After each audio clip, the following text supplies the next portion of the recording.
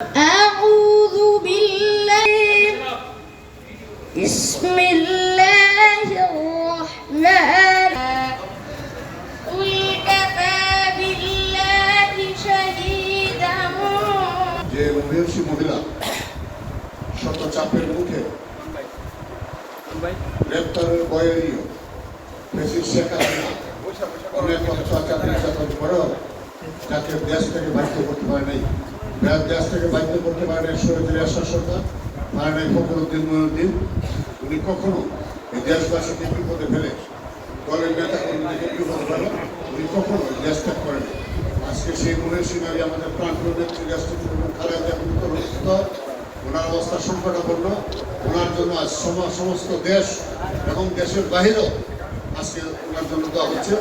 আমরা বিশ্বাস করি 18 কোটি মানুষের কোনো বিফলে যেতে পারে না। আল্লাহ তাআলা অবশ্যই সকল মানুষের দোয়া কবুল করবেন এবং আমাদের প্রিয় নেত্রী আমাদের মাঝে ফিরে আসবেন।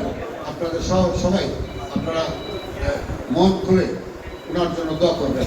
اللهم أنت السلام ومنك السلام تباركت لنكونن من الخاسرين ربنا آتنا في الدنيا حسنة وفي الآخرة حسنة وقنا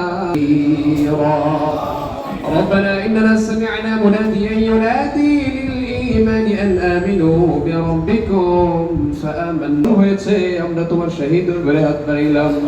ইয়া আল্লাহ ভিক্ষুকের মতন তোমার কাছে হাত বাড়াইলাম। ইয়া আল্লাহ মেহেরবানি করে দয়া করে মায়া করে আমাদের জীবনের সমস্ত তৈবা দান করো।